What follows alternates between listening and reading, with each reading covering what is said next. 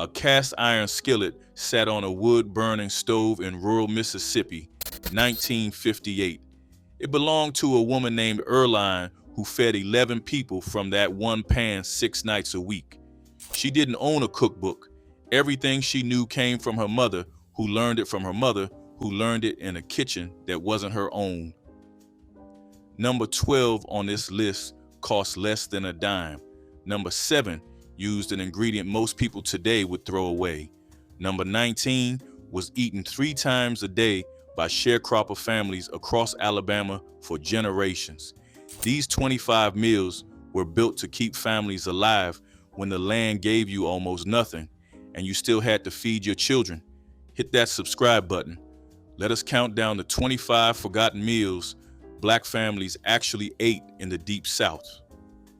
Number 25, hoe cakes and cane syrup. This was the meal that started the day before the sun came up and ended it after the sun went down. A handful of cornmeal, a pinch of salt, and enough water to make a thick batter. That was everything. You poured it onto a greased skillet and cooked it until the edges turned golden and crisp. The name came from field workers who once cooked the batter on the flat blade of a garden hoe over an open fire. By the 1930s, most families had moved to cast iron, but the name stuck. Cane syrup was the sweetener of the rural South.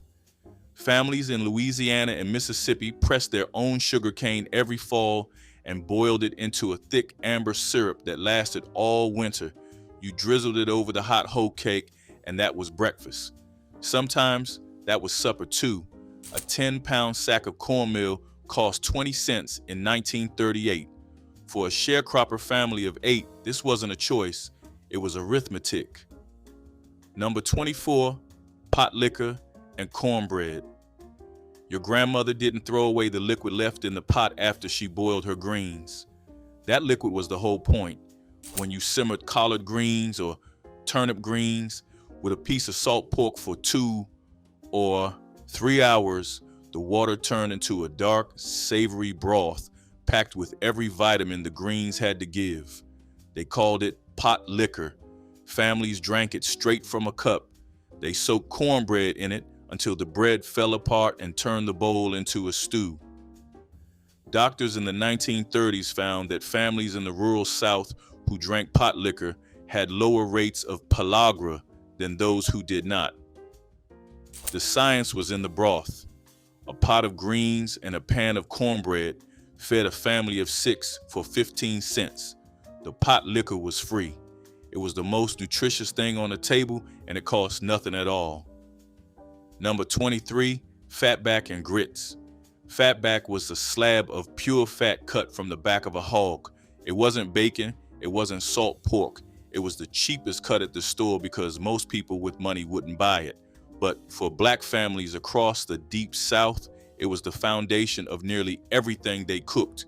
You sliced it thin, rendered it in a skillet until the pieces turned into crispy golden chips, then poured the hot grease over a bowl of grits. The fat gave them a richness that butter never could. A pound of fatback cost 8 cents in 1942. A bag of grits cost a dime. Together, they held you through a full day of work in a cotton field. Your body needed that fat. It was fuel. Number 22, ash cake. Before there were ovens, before there were skillets in every kitchen, there was ash cake. You mixed cornmeal with water and a little salt, shaped it into a flat round, wrapped it in dampened cabbage leaves, and buried it directly in the hot ashes of a fire. 20 minutes later, you brushed off the ash and you had bread. This was the oldest form of bread in the American South. Enslaved people made it in their quarters at night after a full day of forced labor.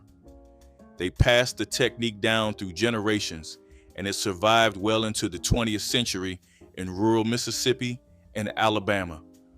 A woman in Macon County, Alabama, told a WPA interviewer in 1937 that her family still made ash cake every night because they didn't own a stove.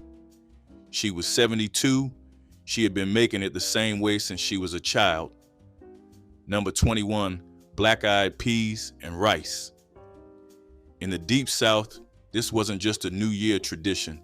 This was a Wednesday night, a Thursday night, a meal that appeared on the table so often that children grew tired of it before they understood what it cost.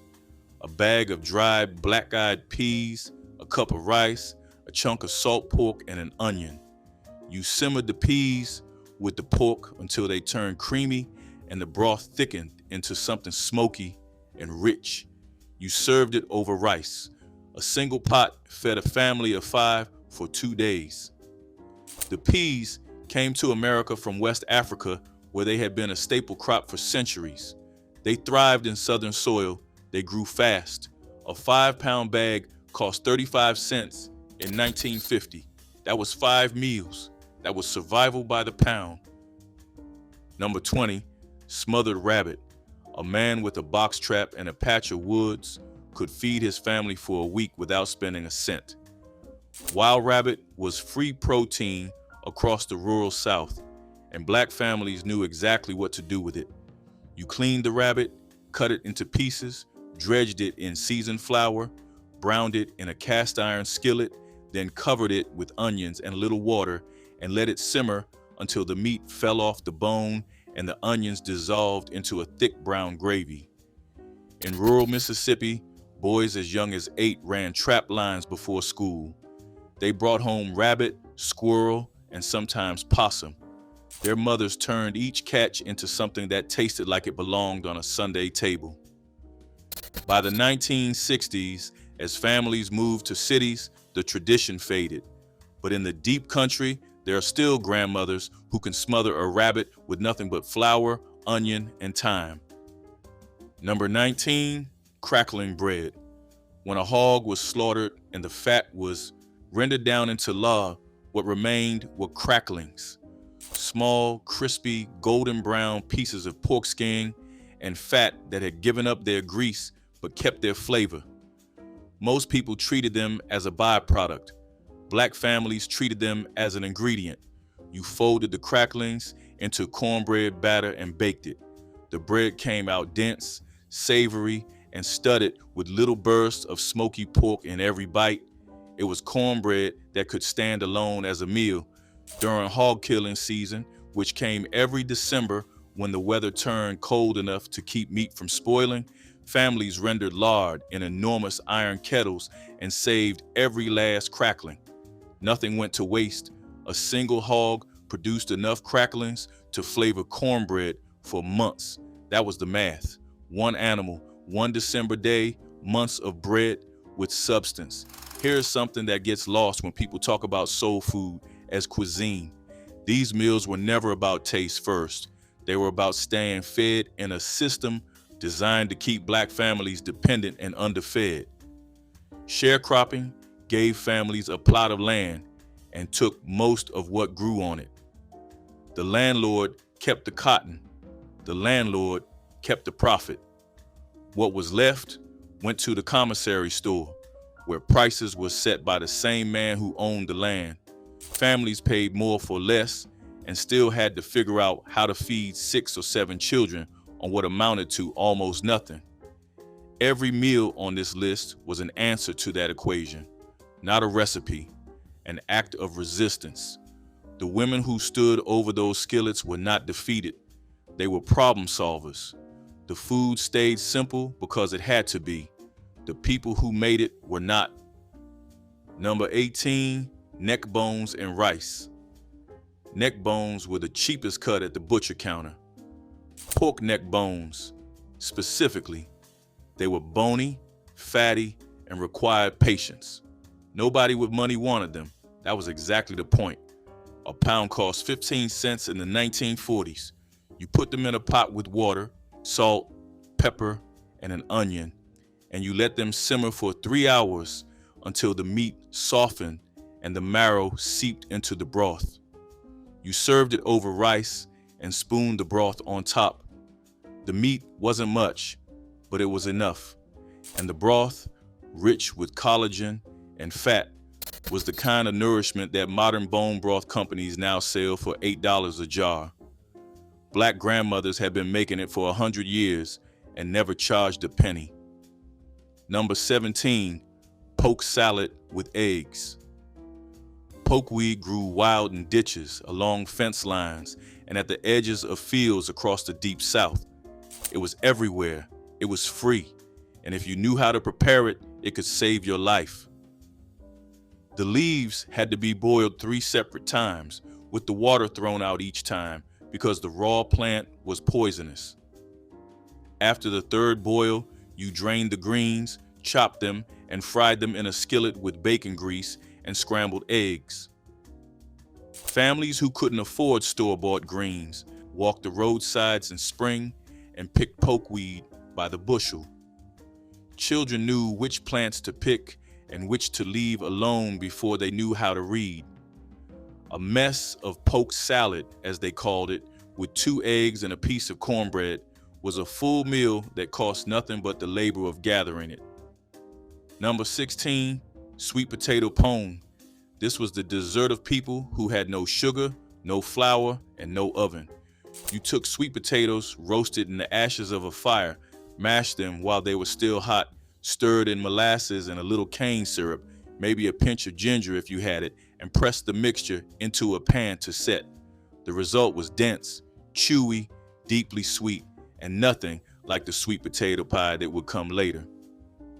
Pone was the original.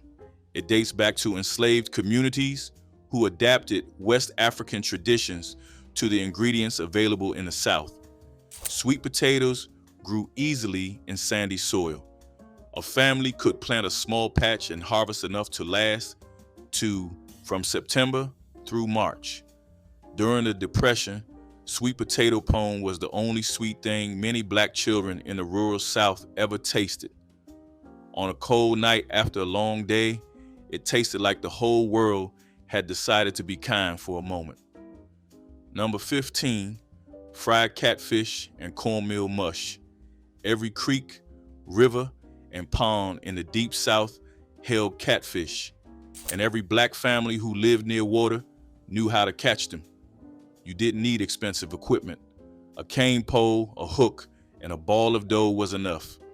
You dredged the fillets in seasoned cornmeal and fried them in hot lard until the coating turned crispy and golden.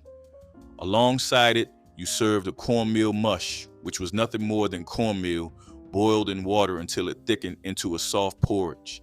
The catfish gave you protein. The mush gave you bulk. Together they cost almost nothing and tasted like a Friday night fish fry, which, in black communities across the South, it often was. Friday night fish fries started on plantations and became a tradition that survived emancipation, Reconstruction, Jim Crow, and the Great Migration. The fish were always there. The cornmeal was always cheap. Number 14, collard greens and ham hock. A head of collard greens and a single smoked ham hock could feed a family for 3 days. You washed the greens, stripped them from the stems, tore them into pieces, and dropped them into a pot of water with the ham hock. Then you walked away. 3 hours later, the greens had cooked down to a fraction of their original size, tender and infused with the smoky sweetness of the pork. The ham hock gave up its flavor and left behind just enough meat to pull apart and stir back into the greens. This was the centerpiece of the black Southern table. Sunday dinner, Wednesday supper, New Year's Day, church homecoming. The greens were always there. A ham hock cost 30 cents in the 1950s. A bundle of collards from a garden cost nothing. Here is what. People forget when they see collard greens on a restaurant menu for $14 a plate. Those greens weren't a side dish. They were the main course. They were the thing that kept families nourished when there was nothing else in the house. The Potlikker from those greens was fed to babies as their first food beyond milk. The stems were fed to hogs, which were later slaughtered to make the next batch of ham hocks. Nothing was lost, nothing was wasted, and every bite carried the weight of 100 years of making something from almost nothing. Year after year, the same hands making the same food from the same dirt. That was not poverty, that was engineering. Number 13, chitlins. If there was one dish that separated the people who understood poverty from those who didn't, it was this one. Chitlins are the small intestines of a hog. They require hours of cleaning, soaking, and boiling before they are safe to eat. The smell during cooking is strong enough to clear a house. But for black families in the Deep South, chitlins weren't a curiosity. They were a staple. During hog killing day, every part of the animal was used. The best cuts went to the smokehouse. The intestines went straight to the kitchen. You cleaned them in cold water, scraped them, soaked them overnight, then boiled them for 4 to 5 hours with onion, vinegar, and red pepper until they turned tender. Some families fried them after boiling. A whole hog produced enough chitlins to feed a family for several meals, and they cost nothing because they were the parts nobody else wanted. Number 12, cornmeal dumplings in Potlikker. You took a handful of cornmeal, mixed it with a little salt and enough boiling water to make a stiff dough, rolled it into small balls, and dropped them into a pot of simmering greens. The dumplings cooked in the potlikker, absorbing its smoky broth as they firmed up into something dense and satisfying. This was the meal that cost less than a dime and fed a family of 4. The dumplings stretched the greens into something that filled your stomach and kept you full through a long afternoon. In rural Alabama, women called these potlikker dumplings, and they made them the same way their grandmothers had made them during slavery. The technique came from West Africa, where dumplings made from ground grain were cooked in broth as a staple meal. It crossed the Atlantic in the memory of enslaved people and survived for 200 years. It didn't need a recipe written down, it needed hands that remembered. Number 11, red rice. In the low country of South Carolina and Georgia, Gullah Geechee families made a one-pot rice dish that traced its origins directly to West African jollof rice. You cooked rice in a pot with tomatoes, onions, and whatever pork you had. The tomatoes stained the rice a deep reddish color, and the pork fat gave it a richness that plain rice could never match. Red rice was the Monday meal, the leftovers meal, the feed everyone with what you have meal, a cup of rice, a can of tomatoes, and a small piece of pork. That was the whole thing. Gullah Geechee communities kept this dish alive for 300 years without ever writing it down. Their ancestors had been kidnapped from the rice-growing regions of West Africa precisely because they knew how to cultivate it. The crop that made their enslavers rich was the same crop that fed them when they had nothing else. Number 10, possum and sweet potatoes. This was the meal that nobody talks about in polite company anymore, but it fed more rural black families than almost anything else on this list. Possum was free. You trapped it, you hunted it, it showed up in your yard at night and you caught it. The traditional way was to pen the animal for a few days and feed it scraps, then roast it whole in a pan surrounded by sweet potatoes. The fat dripped into the potatoes as it cooked, basting them in rich gamey drippings that turned them golden.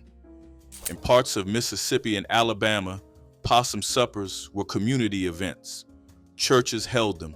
Neighbors gathered for them. By the 1970s, as black families urbanized, the dish all but vanished. But in the deep rural South, there are still people who remember the taste and the way the whole house filled with warmth on a cold December night. Number 9, butter beans and salt pork. Butter beans, which the rest of the country called lima beans, grew in gardens across the Deep South like they were born for that soil. Families shelled them on porches in the evening, dropping the pale green beans into bowls while the children played in the yard. You simmered them with a chunk of salt pork and enough water to make a broth. 2 hours later, the beans had turned creamy and the salt pork had given up its smoky richness to every spoonful. A pot of butter beans and a pan of cornbread was supper for most of the summer in rural Alabama and Georgia. The dried beans lasted through winter. A family that grew its own butter beans and kept a piece of salt pork in the cupboard would not go hungry. That was the whole calculation. Grow it, dry it, store it, survive. Number 8, tomato gravy and rice was breakfast that stretched a can of tomatoes into a meal for the whole family. The gravy was made by cooking canned tomatoes with flour, fat, and seasonings until it thickened into something between sauce and stew. Poured over hot rice, it became filling breakfast that provided carbohydrates and vitamins when money couldn't buy meat or eggs. The flavor was tangy and slightly sweet, with tomatoes softening into the gravy until everything blended. Children ate it with spoons, the rice soaking up every bit of red sauce in the bowl. This wasn't traditional breakfast, but poor families ate what they had rather than what convention demanded. Tomato gravy showed up on tables throughout the South, turning pantry staples into real meals. The dish-proof breakfast could be whatever filled the belly. Number 7, molasses and biscuits was the breakfast Black children ate when butter was too dear and jam was luxury. Biscuits came from the oven, hot and steaming, split open with fingers, their soft insides waiting to soak up whatever sweetness was available. Molasses, thick and dark, was drizzled from jars that sat on every poor family's table because it cost less than sugar.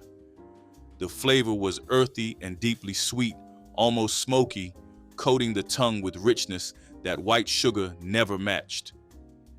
Children poked holes in their biscuits and watched the molasses pool before each bite. It was simple food carrying centuries of tradition. Molasses provided iron that growing children needed. This wasn't dessert, but breakfast, a reminder that poverty didn't mean going without something sweet. Number 6, head, cheese. This wasn't cheese at all. It was the head of a hog, boiled until every scrap of meat fell off the bone, then chopped, seasoned with vinegar, salt, pepper, and sage, and pressed into a loaf that set firm as it cooled. The natural gelatin held it together without any added ingredient. You sliced it thin and ate it cold on bread or crackers. Head cheese was a product of hog killing day. Nothing was wasted, not the feet, not the ears, not the head. In the 1940s and 1950s, Black families in the Mississippi Delta made head cheese every December. It was the first thing eaten after the hog was slaughtered, while the hams and shoulders hung in the smokehouse curing. It was practical, it was economical, and it was proof that a resourceful cook could turn the least desirable part of an animal into something people looked forward to eating. Number 5, kush, that found its way into poor Black kitchens across Louisiana and beyond. Cornmeal was fried in a skillet with a little fat, stirred and broken apart until it formed small crumbles that were crispy on edges and soft inside. Milk or cane syrup was poured over the top, turning the fried cornmeal into something like hot cereal, but with more texture. The dish required nothing but cornmeal and fat, making it perfect for families who couldn't afford store-bought cereals. Children loved the crunch mixed with sweetness, eating it quickly before the milk made everything soggy. Kush was simple and ancient, breakfast connecting Black families to French Louisiana heritage. It was peasant food that tasted better than it had any right to.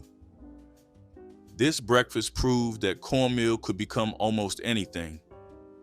Number 4, fried salt pork and gravy. Salt pork was the survival meat of the South.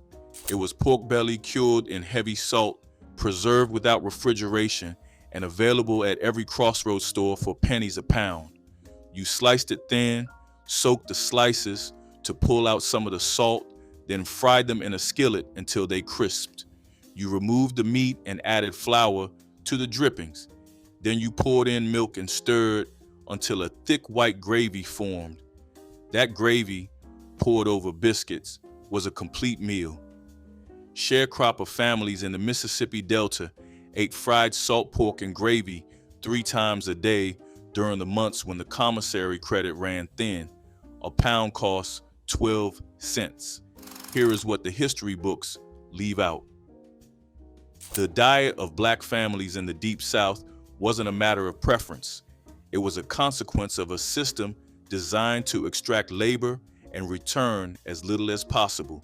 Sharecroppers grew the cotton, the landowner sold it. The sharecropper got a fraction, often calculated by the same man who owned the store where the family bought its food. The prices at the commissary were inflated. The accounting was dishonest, and the families who built the wealth of the Delta ate salt pork, cornmeal, and molasses because that was all the system allowed them to afford. A woman who picked cotton from sunrise to sunset earned barely enough to buy the cornmeal her children ate for supper. The profit from her labor built houses she would never enter. Every meal on this list is a record of that arrangement, not a menu, a ledger. Number 3, Crowder peas and cornbread. Crowder peas were the field pea that grew when the soil was too poor and the rain too scarce for almost anything else. They were tough, they were reliable, and they fed more black families in the Deep South than any other crop outside of corn. You shelled them on the porch in the evening and cooked them slow with salt pork in a heavy pot on the back of the stove. 3 hours later, the broth was dark and thick, and the peas had softened into a rich, earthy mush that stuck to your ribs. A pan of cornbread baked in the same skillet that had been in the family for decades went alongside it. A bag of dried Crowder peas cost a quarter. A piece of salt pork cost a dime. That was 2 days of food for a family of 6. Crowder peas and cornbread wasn't a recipe anyone chose. It showed up because nothing else was available, and it kept showing up because it worked. Number 2, chicken backs and necks stew. Whole chickens were for Sunday. The rest of the week, you bought the parts that other customers left behind. Chicken backs, necks, and gizzards cost almost nothing, often 5 cents a pound. You dropped them into a pot of water with onion, salt, and pepper and simmered them until the meat loosened from the bone and the broth turned golden. Then you picked the meat off, returned it to the pot, and added whatever vegetables were available: potatoes, carrots, a handful of rice. It was a stew built from scraps that tasted richer than it had any right to. The backs and necks had more flavor than breast meat because of the fat and connective tissue that broke down during the long simmer. Your grandmother knew that. She didn't need a culinary school to teach her that bones make broth and patience makes flavor. She learned it from standing at that stove her whole life. Number 1, rice and gravy. This was the meal. If you grew up black in the Deep South, you know this one in your bones. A pot of white rice and a pan of brown gravy. That was it. The gravy was made from whatever meat drippings were in the skillet, thickened with flour, extended with water, and seasoned with salt and pepper. Some nights the drippings came from fried pork. Some nights they came from chicken. Some nights they came from nothing but a spoonful of lard browned with flour. You poured it over a plate of rice and you ate. A cup of rice cost 3 cents.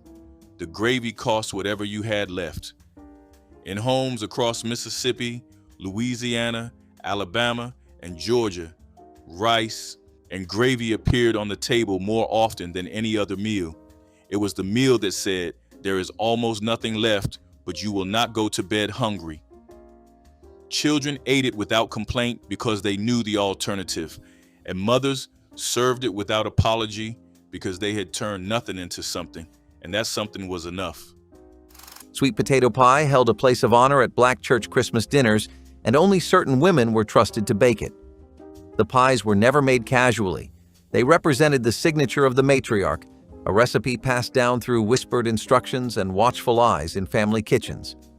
Sweet potatoes were roasted slowly until their sugars concentrated, then mashed smooth and mixed with eggs, evaporated milk, brown sugar, vanilla, cinnamon, and nutmeg.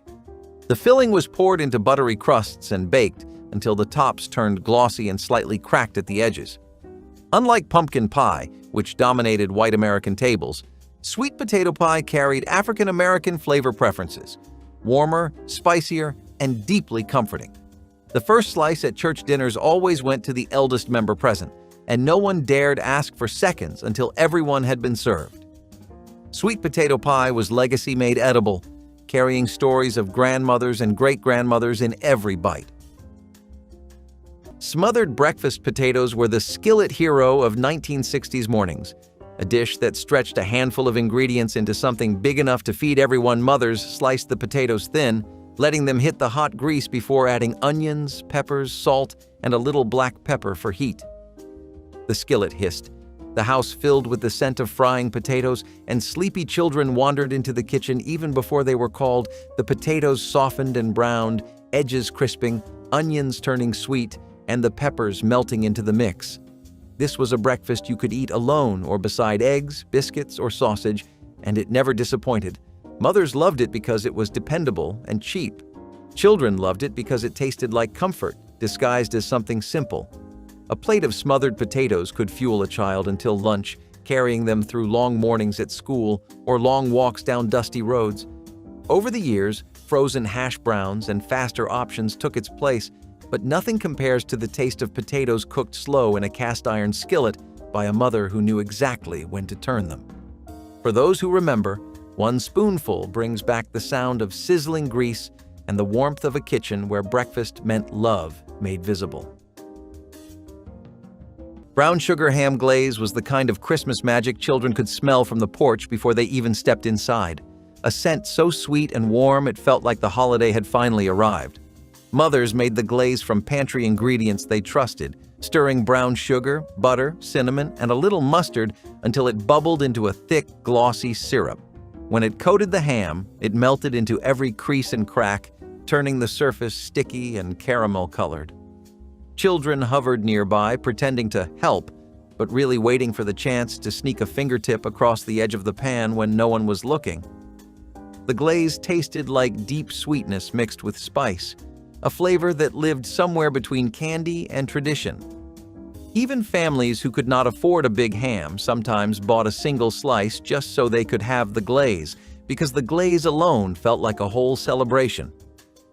It was the part of Christmas dinner children talked about the most, the flavor they waited 12 long months for, and the one they compared every other holiday dish to.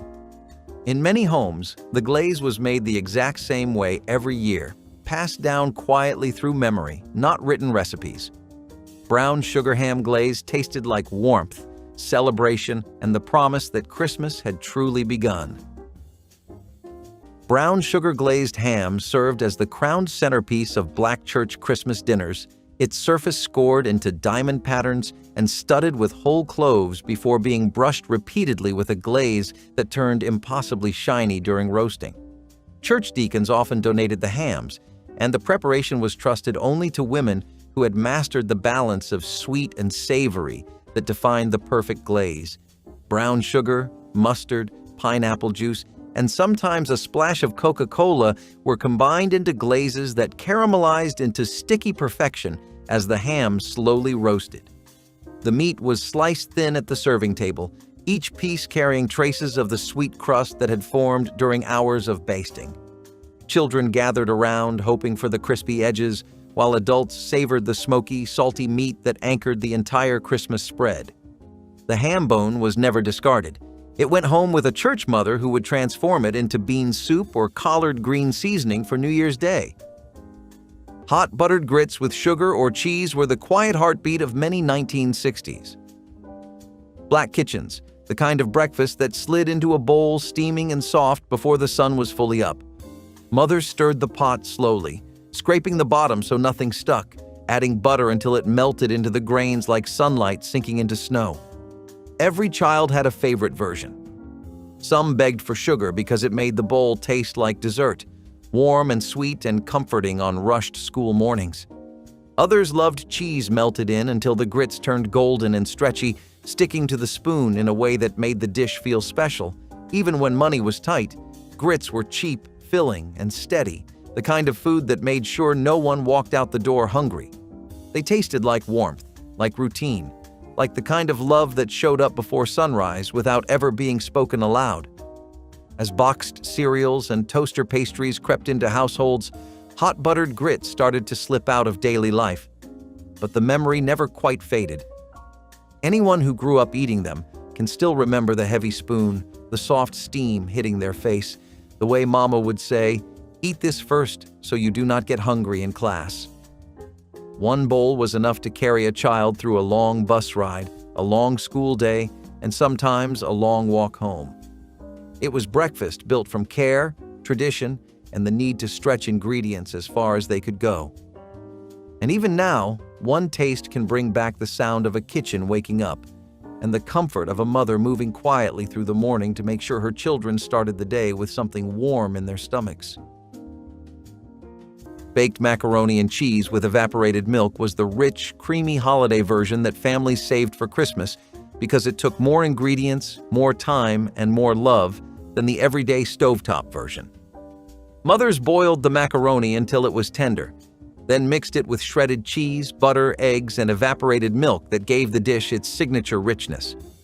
When it baked in the oven, the top browned just enough to form a crispy layer children fought over, while the inside stayed soft, cheesy, and comforting. The smell alone made the table feel festive, a deep, savory aroma that told everyone Christmas dinner was almost ready. Children scooped big spoonfuls onto their plates, watching the cheese stretch in long, soft strands that made the dish feel luxurious even when budgets were tight. This was a dish built from care, the kind of food mothers made because they knew the holiday needed something special, even if they had to stretch ingredients to make it happen. Every family had their own version, but every version made children close their eyes and smile at the first bite. Macaroni and cheese with evaporated milk tasted like celebration, tradition, and a holiday table made complete.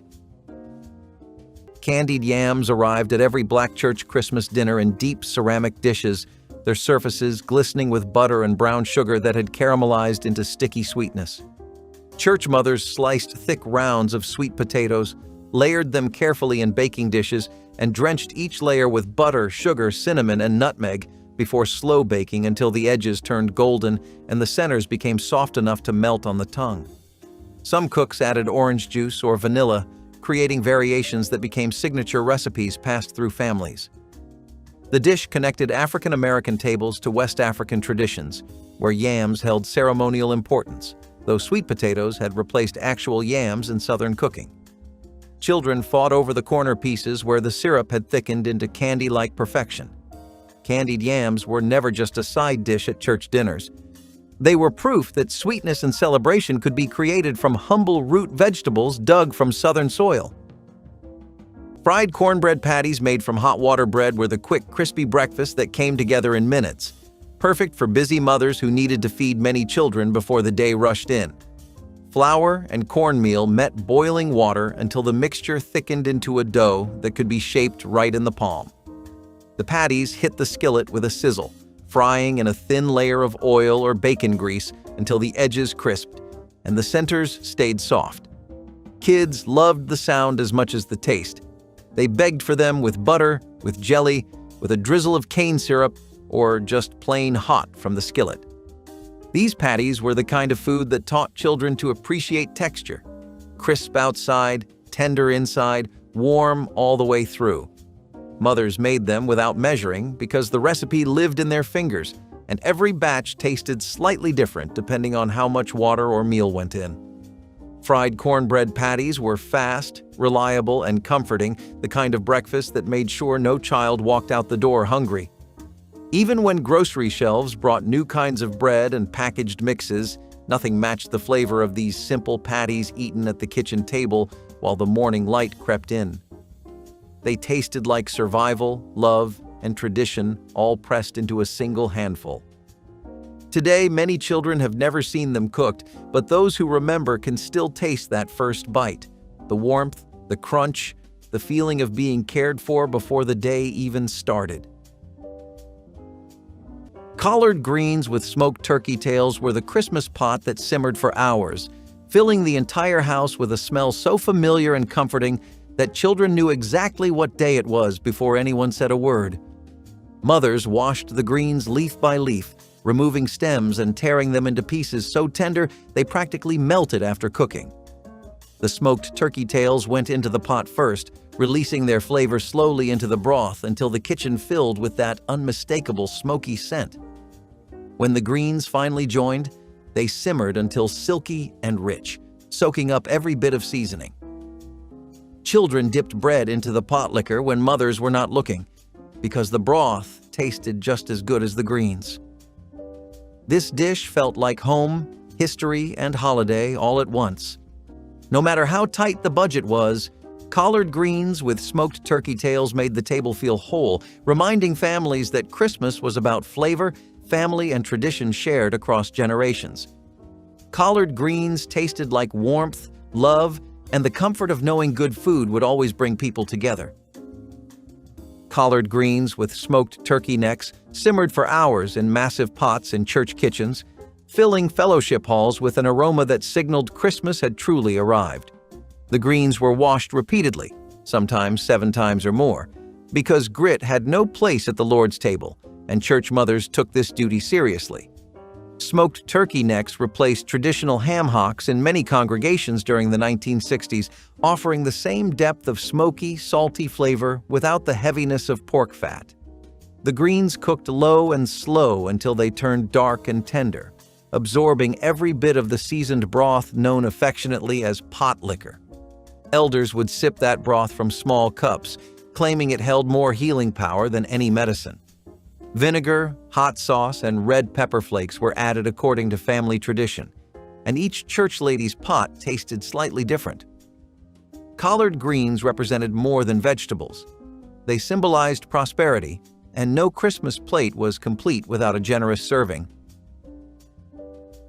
Fluffy biscuits with syrup or jelly were the breakfast treat 1960s kids begged for with wide eyes and hopeful voices, knowing their mother could see straight through them but might give in anyway. These biscuits were not the kind that popped out of a can. They were soft, hand-mixed, cut by a jar or a tin cup, and baked until their tops turned the faintest shade of gold. When they came out of the oven, the whole kitchen smelled like butter and warmth, the kind of smell that made children hover around the stove waiting for permission to grab one. Mothers split them open with their fingers, steam curling into the air, then drizzled syrup or spread jelly inside until the biscuit soaked up every bit of sweetness. Sometimes the syrup ran down the sides, and kids licked it from their hands without hesitation. These biscuits felt like a weekend, even on a weekday, like a celebration even when money was too tight for fancy breakfasts. Mothers made them because they filled stomachs and stretched ingredients, but children loved them because they tasted like happiness before school. As frozen biscuits and fast mornings took over, these tender homemade biscuits started to disappear. But for the generation who grew up on them, one bite still carries the memory of a warm kitchen, a busy mother moving with practiced grace, and the pure joy of getting the first biscuit straight from the pan. Cornbread dressing with giblets was the heart of the Christmas table, a dish that required time, patience, and the kind of cooking skill mothers carried without ever needing a recipe book. The cornbread was baked the day before, then crumbled by hand until it formed the perfect base. Giblets were boiled and chopped finely, added for richness and tradition. Mothers mixed everything with onions, celery, broth, and spices until the dressing reached a consistency somewhere between soft and firm. When it baked, the top browned beautifully while the inside stayed moist and savory. Children always asked for extra scoops because no holiday plate felt complete without it. Cornbread dressing tasted like history, effort, and the deep comfort of a dish made entirely from scratch. Here is my challenge. Pick one of these meals and make it this week. The hoe cakes, the potlikker, the rice and gravy. Then sit down at the table, not the couch, set a place, use a real plate, because these meals were never about being poor. They were about refusing to let poverty win. They were the quiet proof that a woman with a cast iron skillet and a sack of cornmeal could keep a family alive, fed, and together when the entire world was working against her. She did not do it for credit.